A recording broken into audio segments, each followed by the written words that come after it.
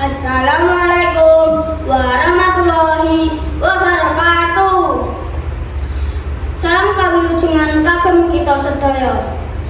Bapak Ibu Dewan Juri ingkang kinurmatan, Bapak Ibu Guru pendamping ingkang satu kinabekten, ugi rencang-rencang ingkang kula tresnani.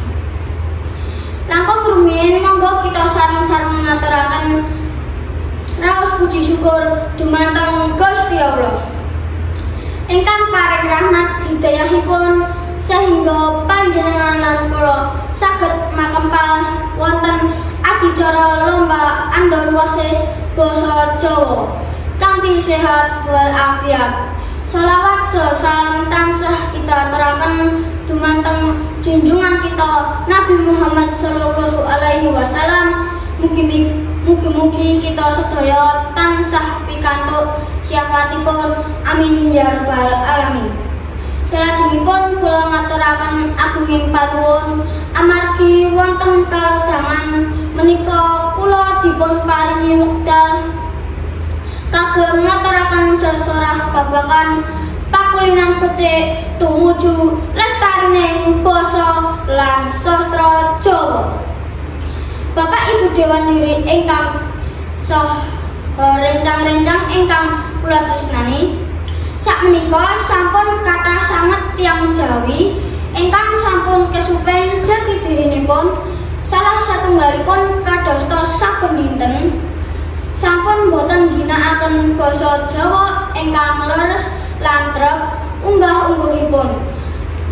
Dene kita gesang wonten tlatah Jawi, kita malah asring ginakaken basa dipun ingkang wastani basa gaul.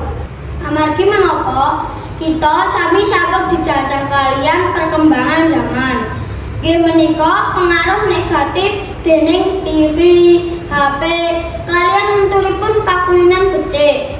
Lare sakmenika langkung remen TikTokan, dolanan game online, katimbang nembang mocopat, nembang dolanan lan geguritan.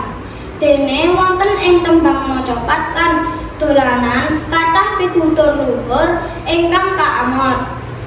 Zaman sakmenika kathah lare ingkang sampun risak moralipun, risak bahasanipun, risak karakteripun.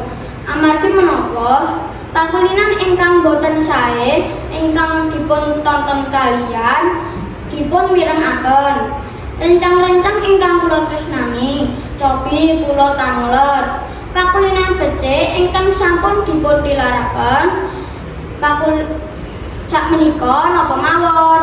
Pakulinan becik ingkang sampun dipun tilaraken salah satunggalipun nggih menika ginakaken basa krama dhateng tiyang ingkang sepuh.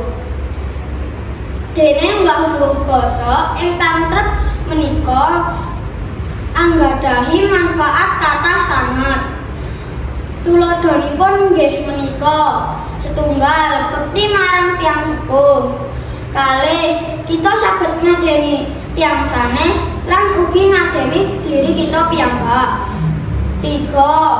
Kita saged nyulah rasa, kita langkung saged lentres sabar lan anggap asor. Sekawang solah bawa subasita kita tansah sae.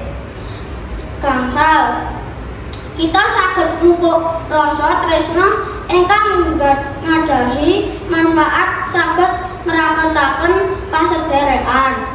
Rencang-rencang ingkang kula tresnani, menawi kita sampun ngetrapaken pakulinan-pakulinan becik nggih ginakaken unggah-ungguh basa, kita sami ugi saged nguri-nguri kabudayan Jawi, saged ngelestariaken basa Jawi lan sastra Jawi, lan ugi dadosaken kita tiyang ingkang berkarakter lan budi luhur.